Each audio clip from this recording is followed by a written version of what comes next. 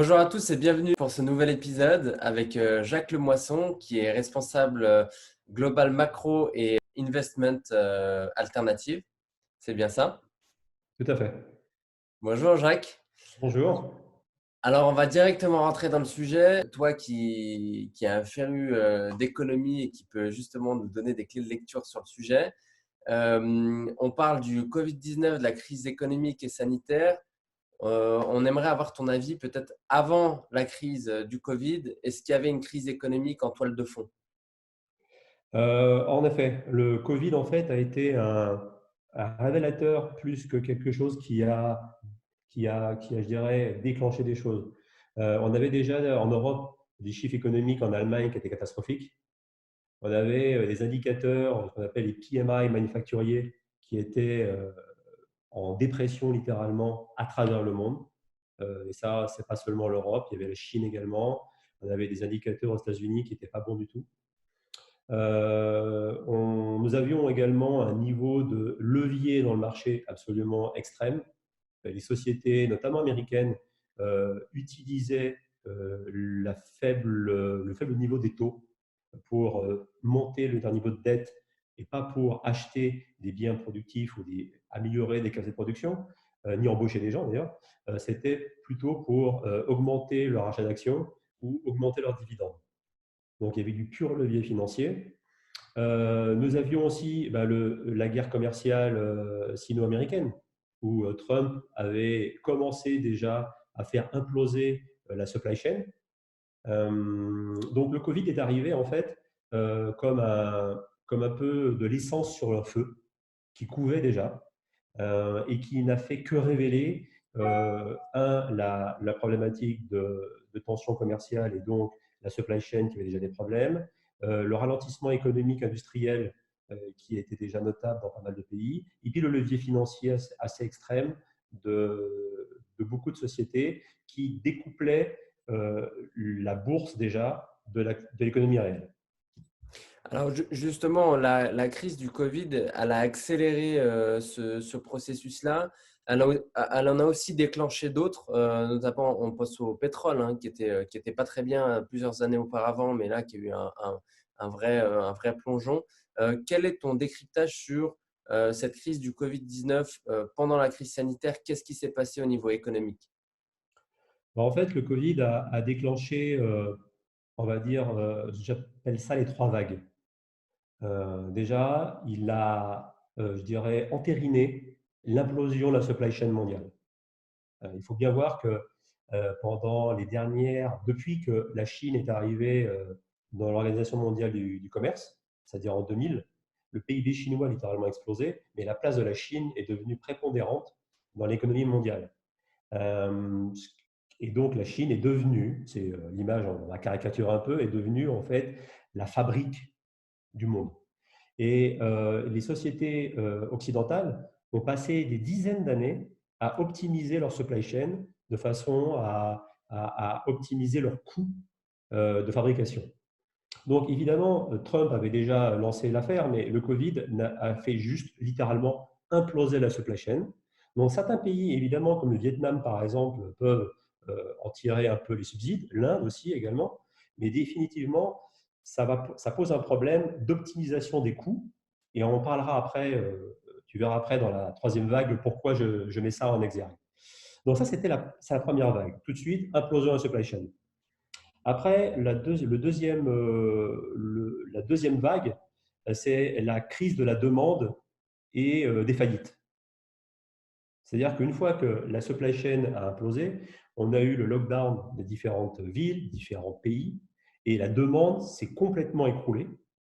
Et en même temps, les sociétés ne voyant plus de visibilité sur leurs perspectives de marché et d'évolution, ont tout de suite, dans certains pays, beaucoup licencié. Et dans les pays qui avaient une autre mentalité économico-sociale, on a vu des vagues de plans de chômage partiel, comme en Europe par exemple. Donc, mais in fine, même en chômage partiel, on ne touche pas 100% de son salaire et en même temps, on est en chômage partiel. Donc, ça veut dire qu'on n'a pas une vision très claire de son futur. Donc, la demande s'est littéralement écroulée. Et en même temps, la problématique de levier que j'avais évoqué précédemment, des sociétés qui utilisaient beaucoup de dettes, pas pour produire, mais pour faire du financier, se sont trouvées complètement en effet de ciseaux. Et donc, on commençait à aller en Chapter 11 aux États-Unis et en tout cas à démontrer que le nombre de faillites n'allait que croître. Et donc, poser un problème sur le marché du crédit et donc des banques indirectement. Ça, c'est la deuxième vague. Et cette deuxième vague, on a commencé à en voir juste une petite bride, mais vraiment l'impact, on va le voir à partir du mois de fin mai et puis surtout début juin cet été. Et la troisième vague, c'est une vague qui est intuitive d'un côté et pas du tout de l'autre. Le côté intuitif, c'est la hausse des risques géopolitiques et politiques à terme.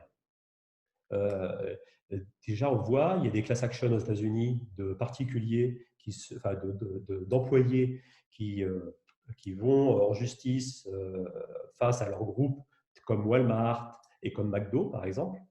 En Europe, notamment en France, il y a énormément de procédures judiciaires qui ont été lancées contre l'État pour la gestion du Covid. Au niveau géopolitique, on voit le discours de Trump anti-Chine sur c'est un virus chinois, etc. etc., etc. On voit également les tensions entre Taïwan et la Chine, les relations Europe-Chine, Europe-États-Unis, et je mets le Brexit dessus en plus.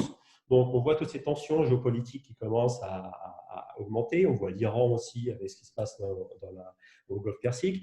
Donc, les foyers de tensions géopolitiques ont littéralement explosé. Les de tensions internes aussi, parce que le Covid ne fait que mettre du kérosène sur le feu. Les gilets jaunes en France étaient apparus avant le Covid. Donc voilà. Et puis le deuxième plan de cette troisième vague, qui est, je dirais, moins intuitif, c'est le potentiel risque d'inflation. Ce qui est complètement intuitif parce qu'on a, pas intuitif, pardon, c'est qu'on a des taux très bas, on a une demande qui est très faible. Le gros problème, c'est que, et là je reviens à la première vague, qui est l'implosion de la supply chain, c'est que quand tu as des groupes internationaux, voire des pays qui ont passé des dizaines d'années à optimiser cette chaîne, toute perturbation de cette chaîne va entraîner un surcoût. C'est obvious, comme disent les Américains. Donc, cette perturbation de la force, si j'ose dire, va obliger, va créer des hausses de coûts. Ces hausses de coûts peuvent se traduire par deux choses.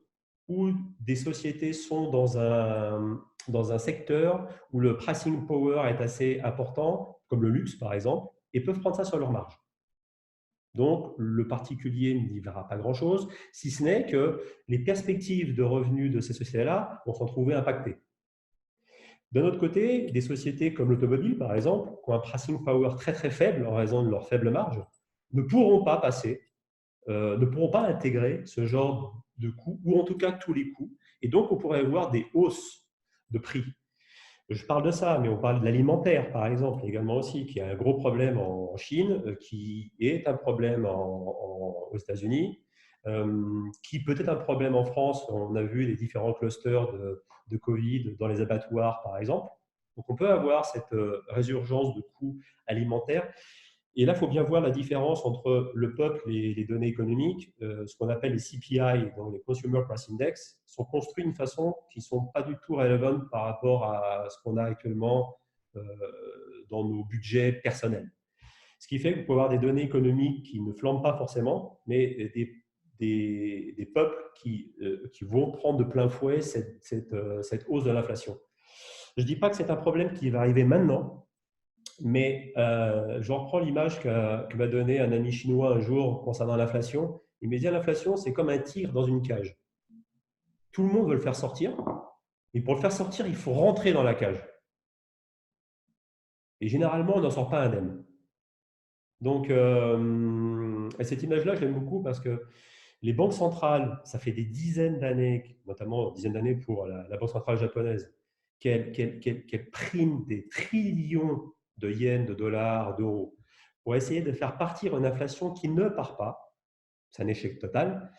Parce que tu as trois forces dans le monde qui sont déflationnistes. C'est vieillissement de la population, c'est l'ubérisation et la robotisation. Ces trois forces-là, à ma connaissance, ne sont pas prêtes de s'arrêter. Et donc, ce sont des très gros courants déflationnistes. Et ces banques centrales se battent à coups de trillions pour refaire partir l'inflation. Le problème, c'est que le jour où ça part, un, généralement, ça ne prévient jamais, et deux, la magnitude de la hausse de l'inflation peut être assez exacerbée par des conditions exogènes qui peuvent être liées au Covid, par exemple. Voilà. Supply chain perturbée, moins d'acteurs sur un marché. Donc, s'il y a moins d'acteurs qui peuvent produire, eh ben, ils peuvent contrôler plus les prix et donc faire augmenter les prix. La hausse des coûts de production, la hausse aussi sociale. Je doute que des Français acceptent le niveau horaire de salaire et le temps horaire hebdomadaire des ouvriers chinois qui fabriquent à Wuhan les pièces détachées des voitures européennes. J'ai Bah, bien le doute. à ce moment-là, est-ce qu'il n'y a pas une forme de redistribution des cartes, par exemple, avec certains pays du Sud, comme par exemple le Maroc ou les pays du Maghreb, qui se sont, Oui, bien par sûr. exemple, industrialisés, notamment par exemple dans l'automobile, et qui Ouais. pourraient être une option crédible pour des pays comme la France? Absolument. Là, j'ai dépeint une certaine réalité parce on doit assesser les risques et parfois la réalité fait que il y a plus de risques que de belles choses. Mais dans chaque crise, notamment quand elles sont profondes, comme celle que l'on est en train de vivre, il y a des opportunités absolument gigantesques et elles sont d'autant plus grandes que la crise est profonde. Donc oui, il y a des pays qui vont se sortir. Oui, une partie de l'Afrique, notamment le nord de l'Afrique, qui est plus industrialisée que l'Afrique centrale, peut s'en tirer. In fine aussi, il y a quelque chose qu'on a mis de côté depuis des dizaines d'années, c'est les matières premières. On est dans le monde du numérique. On est dans le monde des réseaux sociaux. Il suffit de voir la valorisation de Zoom. La valorisation de Zoom est égale à la valorisation de toutes les plus grandes compagnies aériennes occidentales. Toutes. Bon. Même si j'aime ce service de Zoom, je ne pense pas qu'en termes de contribution au PIB, les quelques ingénieurs de Zoom et les employés contribuent autant que toutes les compagnies aériennes occidentales, en termes d'emploi, en termes de taxes, en termes d'infrastructures. J'ai un petit doute. Voilà. C'est comme les FANG en ce moment.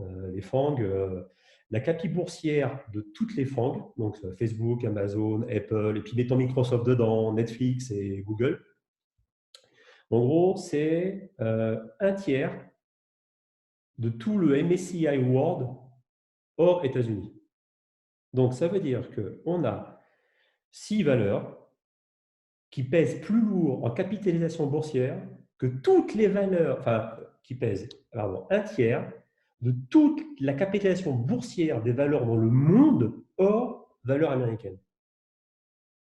Alors, on peut m'expliquer beaucoup de choses, mais je ne sais pas si en contribution du PIB, je reviens, emploi, infrastructure, etc., ces 6 sociétés-là ont une contribution au monde équivalente à une grande partie de toutes les valeurs dans le monde entier. Alors, C'est rare. comment ça se fait qu'aujourd'hui, on est sur des capitalisations boursières pour ce type de sociétés qui sont juste énormes comparées justement à aux autres entreprises? On parle souvent il y a l'économie réelle et puis ensuite, il y a une autre économie qui est un peu plus Bien sûr, financière, d'abstraction, de bien vitesse. sûr. Comment ça se fait? Les banques centrales ont été l'un des principaux artisans, si j'ose dire, de cette phase-là. Quand on met l'argent à ces niveaux de taux pour les emprunteurs, pour ceux qui peuvent avoir accès à l'emprunt, et là on peut revenir à cette question de qui a accès à quoi, vous ouvrez la boîte de Pandore. Alors, qu'on ne se m'apprenne pas, pour moi, le QE, donc l'anti-easing et la baisse des taux, a vraiment eu un impact et était nécessaire lorsque la Fed l'a lancé après la crise 2008, parce qu'il fallait redonner la confiance dans l'économie, et notamment en particulier, qui avait été fortement impactée par la baisse de l'immobilier. Et il fallait aussi rassurer le monde entier sur les banques. Donc, les premiers QE avaient vraiment un effet, je dirais, salvateur, parce que ça a permis de refaire circuler l'argent. Ce faisant-là, on pouvait permettre de redynamiser le marché immobilier. Il faut savoir qu'il y a une particularité américaine qui était la mobilité sociale, ce qu'on n'a pas en Europe. Et donc, les Américains bougeaient de foyer d'emploi en foyer d'emploi, ce qui permettait en fait à l'économie américaine d'avoir une flexibilité et ce qu'on appelle une élasticité bien supérieure à ce qu'il y avait dans le reste du monde. La crise 2008 a eu un impact énorme, c'est que ça a gelé littéralement le marché immobilier et donc, de facto, a collé les personnes, si j'ose dire, dans le lieu d'habitation, ne pouvant pas vendre leur maison. Et donc, ça a littéralement complètement congelé la capacité, et il suffit de prendre l'image de l'élastique. Si vous congelez un élastique, dès que vous tirez dessus, il casse. Bon, ben là, on a congelé l'élasticité de l'économie américaine, et donc, de facto, la Fed a eu très intelligemment l'idée de dire « Ok, on va lancer un QE et ça va redynamiser tout ça. On va racheter les mortgage-backed securities, on va dynamiser la dette, on va réduire la pression sur la dette, on va relancer la confiance dans les banques. » Tout ça avait du sens. Tout s'est gâté lorsque, en 2015-2016, la Fed a voulu normaliser et la BCE n'a rien trouvé de mieux que d'arriver et de lancer un QE alors qu'on était complètement dans un autre cycle économique. Et donc, le faisant, ça a bloqué la Fed dans sa politique de normalisation parce qu'elle aurait été la seule banque à normaliser alors que les autres commençaient ou continuaient à faire de leasing et donc ça aurait eu comme conséquence d'augmenter fortement la valeur du dollar et donc d'impacter négativement l'économie américaine. Donc, la BCE et d'autres banques centrales ont eu des comportements contracycliques qui ont en fait obligé la Fed à continuer ses QE. Et donc, ou en tout cas à, je dirais, au moins stabiliser l'état du easing qu'elle avait lancé. Conclusion, on arrive dans une économie où on a surétendu le cycle économique, qui est à peu près de 8 ans, entre deux crises, entre deux ralentissements, on va dire. Et là, on l'a surétendu de 3 ans, à peu près. Donc, on est déjà dans le rouge. C'est comme un moteur. Et on est déjà au rupteur depuis 3 ans. On est en plein rupteur. Donc, la crise du Covid, en fait, n'a été que le déclencheur. Mais les banques centrales ont tellement donné d'argent facilement aux banques et pas directement aux particuliers, ont fait que ce mécanisme de finance, les rachats d'actions contribuent à peu près à 70% de la hausse des marchés américains. Pour donner un ordre d'idée de la magnitude de l'intérêt de la finance, en fait, et de l'économie financière, si j'ose dire. Voilà. Et donc, forcément, vous avez des actions qui ont pris du poids par leur intérêt aussi stratégique. Vous ne pouvez pas vivre sans les réseaux sociaux. Des sociétés ont pris un poids énorme parce qu'elles sont importantes pour l'économie, on va dire, réelle. La taille qu'elles ont pris dépend et comme je dirais, vient de l'explosion de la bulle financière qui était la résultante des politiques accommodantes des banques centrales, et puis aussi par la construction des indices boursiers et la technique d'investissement prise par beaucoup d'investisseurs qui, en écartant la gestion active et allant vers la gestion indicielle, comme les ETF par exemple, ont mis des milliards dans des indices, et les indices étant en market cap, on fait grossir les plus grosses sociétés.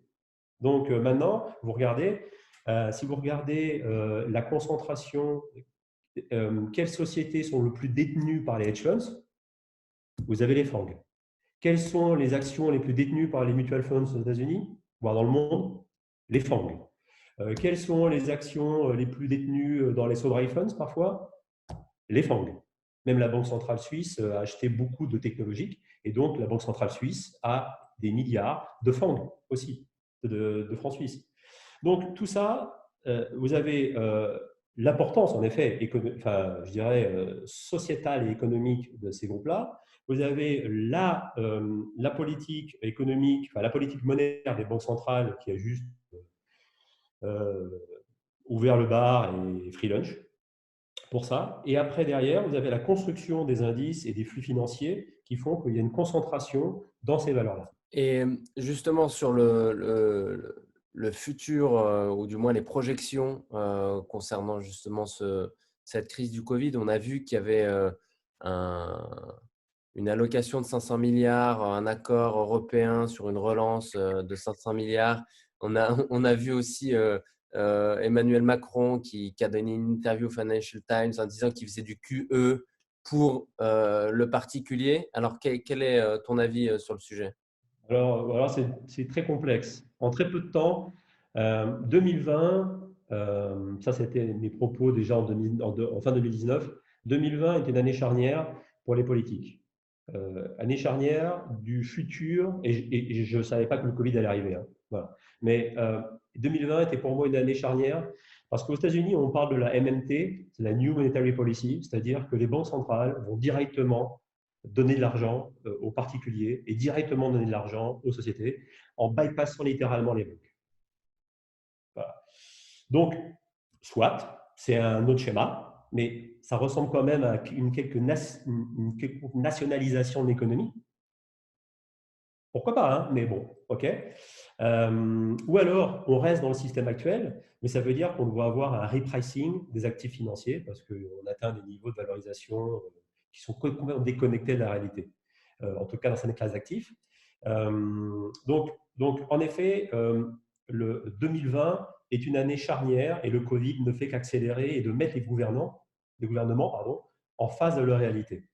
La grosse problématique qu'on a en Europe, c'est qu'on a 27 pays, que les intérêts sont différents, que la gestion même du Covid a été différente, que le degré d'impréparation des États a été visible. Hein, c'est pas, là j'enfonce une porte ouverte. Les fameux plans annoncés sont des plans annoncés déjà alors que le budget européen n'est pas vraiment cadré. Donc déjà, c'est comme si je te demande de faire un budget prévisionnel sur une boîte et tu n'as aucun budget et tu sais pas tu sais pas où est ton budget actuel. Ben voilà, c'est ce qu'on a. Donc déjà, bon, ok. Après, petit 2, il faut voir que l'Allemagne et la France proposent ça, alors que Merkel, dans un an, elle n'est plus là. Donc en fait, elle peut commencer à lâcher des choses. Dans un an, c'est plus là. Et en plus, son parti est littéralement proche de l'implosion. Sa coalition est déjà en train d'imploser. L'extrême droite est en train de faire un push justement monstrueux en termes de vote dans le pays. Donc, elle n'est pas en position vraiment de force, si j'ose dire, dans son pays. Macron vient de perdre la majorité présidentielle à l'Assemblée hier, avec un nouveau parti qui vient de se créer. Donc, lui non plus n'est pas dans position de force en politique interne. Et je ne parle pas de la gestion du Covid. Donc, beaucoup de choses vont être à regarder de très près par des commissions parlementaires, voire des cours de justice. Donc, ces deux pays-là ont essayé de pousser une idée qui est sincèrement bonne. D'ailleurs, c'est dommage que l'Europe n'ait pas regardé la Suisse. La Suisse est un pays fédéral, les États-Unis sont un pays fédéral.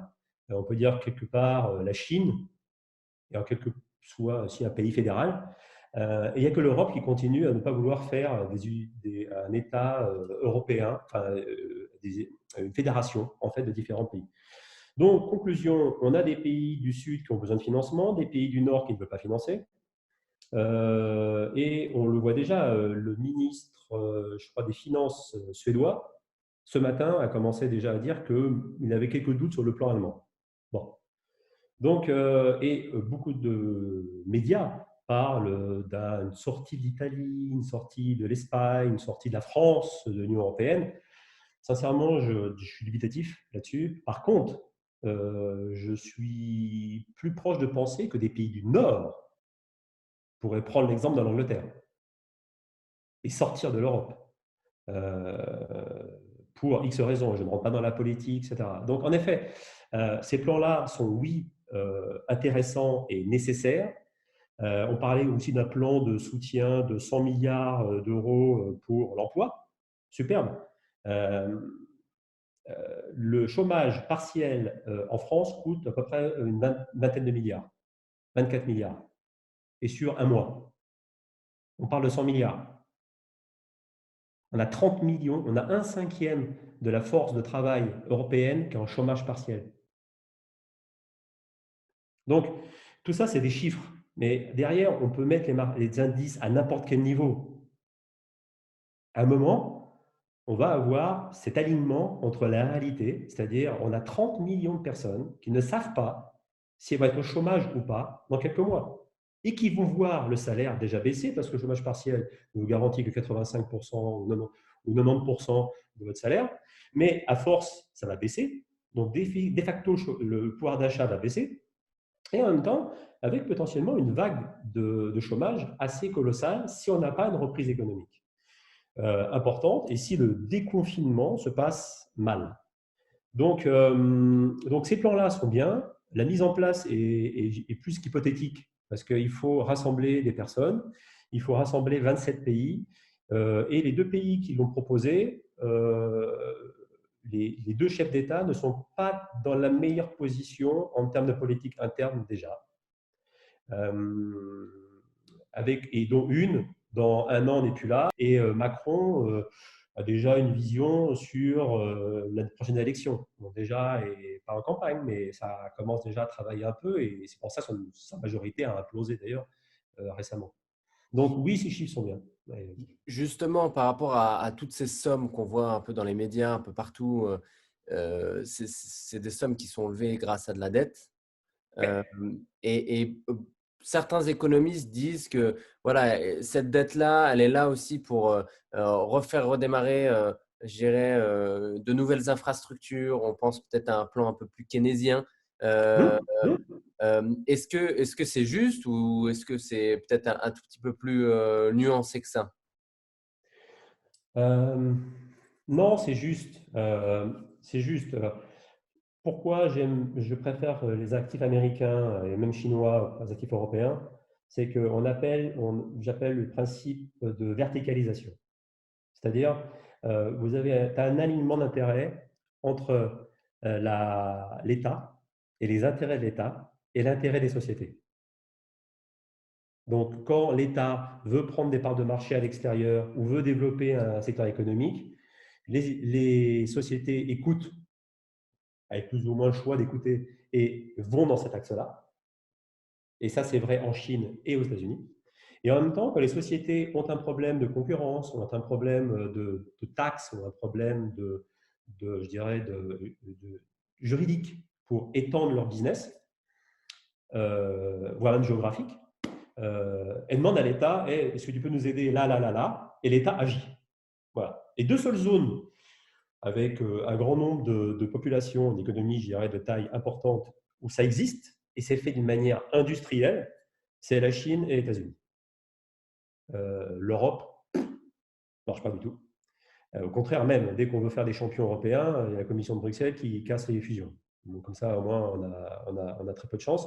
Conclusion, si tu arrives à me citer un fabricant d'ordinateurs européen, si tu arrives à me citer 3-4 grandes marques Internet européennes, si tu arrives à me citer 3-4 grandes marques de téléphones portables européennes, voilà. Et puis bientôt, si tu arrives à me citer 3-4 grandes banques européennes, ben, c'est ça le problème. C'est qu'on est en train de perdre des guerres économiques.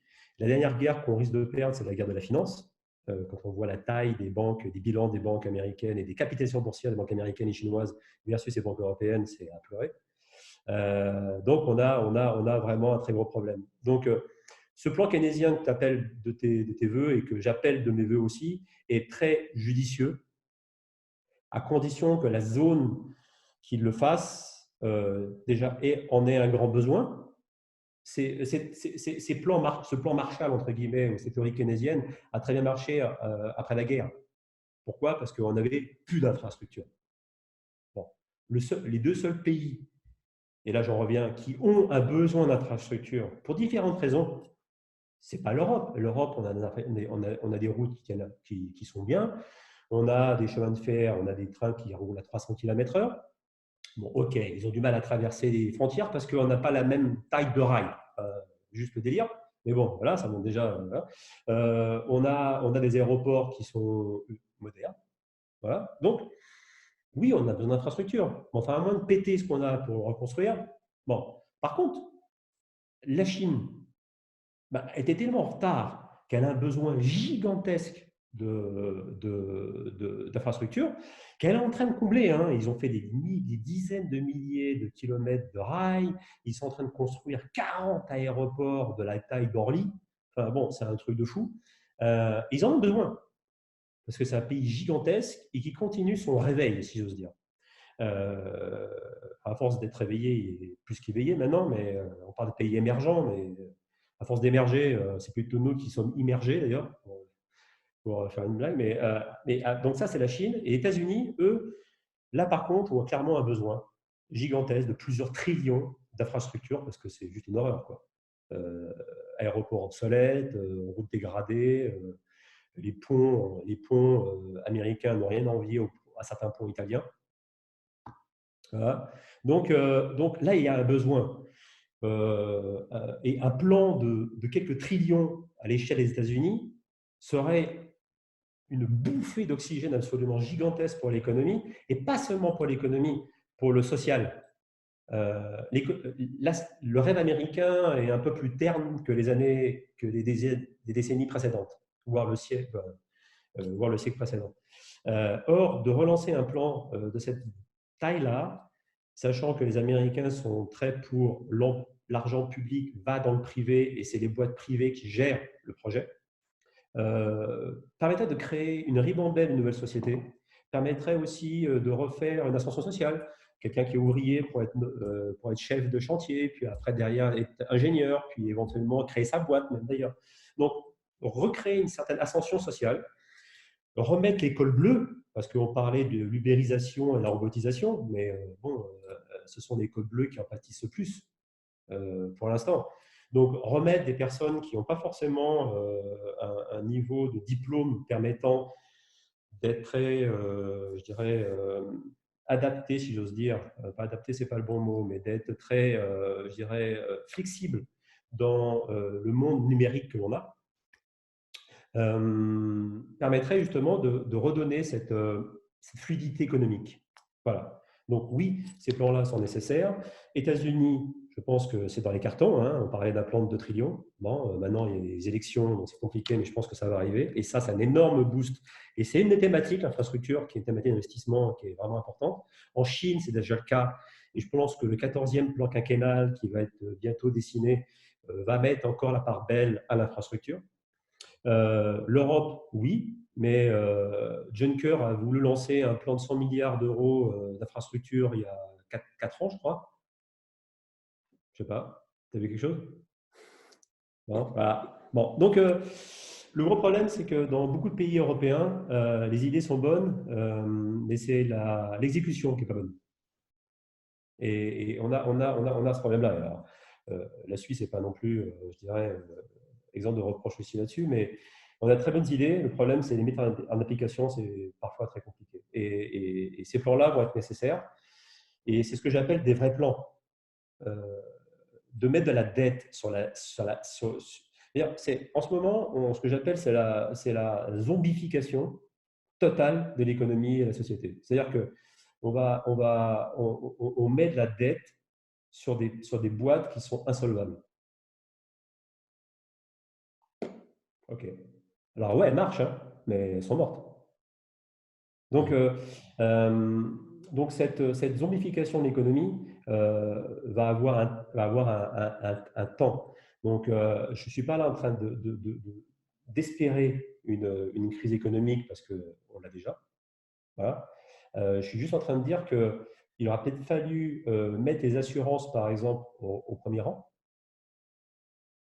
Parce que c'est quand même le fait que la pandémie ne soit justement une clause qui permet d'éviter aux assurances de prendre en charge les pertes d'exploitation, qui fait que les États prennent la place des assurances. Mais il aurait peut-être fallu mettre des assurances dans une salle, leur faire comprendre que si elles ne voulaient pas perdre leur licence d'assurance, il serait bon d'enlever cette clause et rétroactivement de façon à les obliger à prendre les pertes d'exploitation des sociétés en charge, quitte à ce que les États les aident, ce qui serait normal.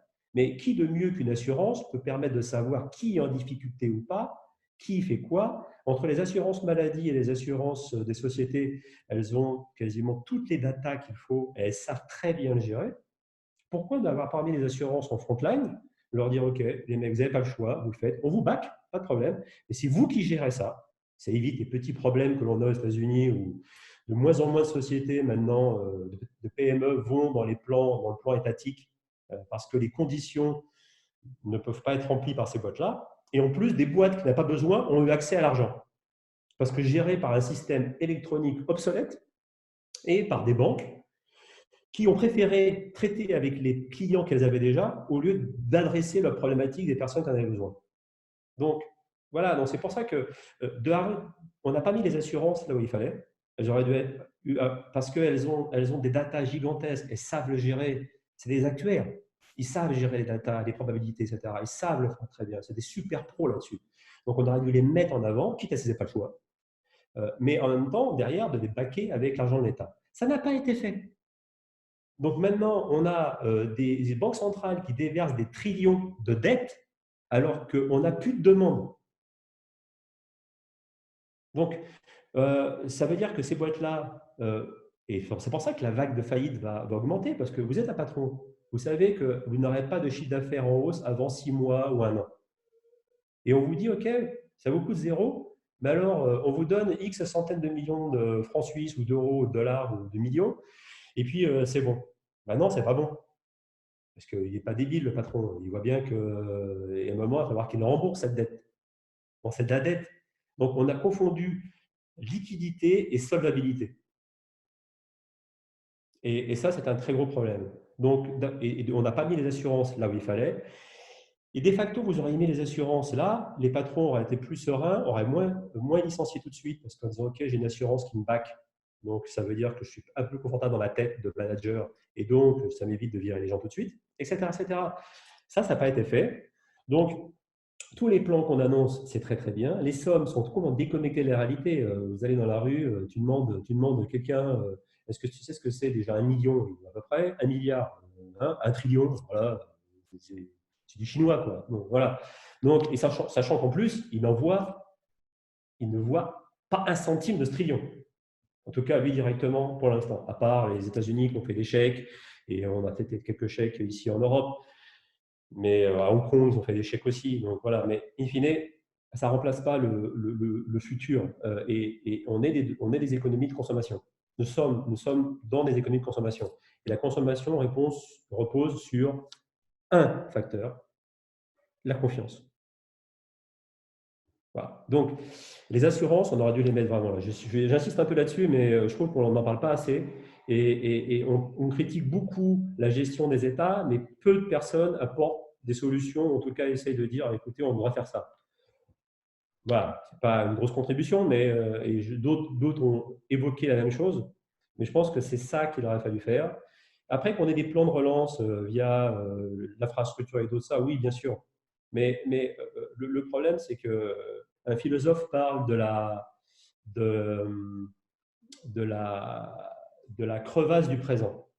Voilà. Et cette brèche du présent, personne ne l'a adressée. C'est pour ça que autant de gens sont défiants vis-à-vis des États, autant de consommateurs sont très sur la défensive. Je prends l'exemple aux États-Unis, un des États qui a réouvert son économie, qui est la Géorgie. Euh, les stats sont tombés. Ils ont rouvert les restaurants. Les réservations sur OpenTable sont encore en chute de 84% malgré la réouverture. Donc, faut, voilà, toute cette gestion, par exemple, et quand je parle d'assurance, ça se sent même pour les particuliers.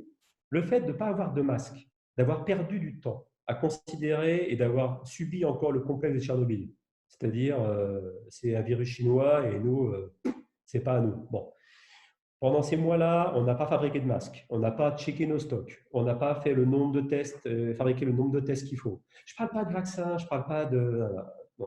De façon juste, ben non, ça n'a pas été fait. Donc on arrive en mai, où les trois quarts des pays occidentaux n'ont pas assez de masques, pas assez de tests. Or, là, c'est comme une assurance. Si vous assurez votre peuple que vous avez le nombre de masques et le nombre de tests suffisant, qu'on va tester les nombres de personnes qu'il faut, que les personnes qui vont au travail sont clean, que les personnes qui sont malades, on va les gérer. Celles qui sont infectées, elles vont rester chez elles en télétravail, pas de problème. Ben là, on rassure les gens et on les met dans un contexte favorable pour dynamiser l'économie.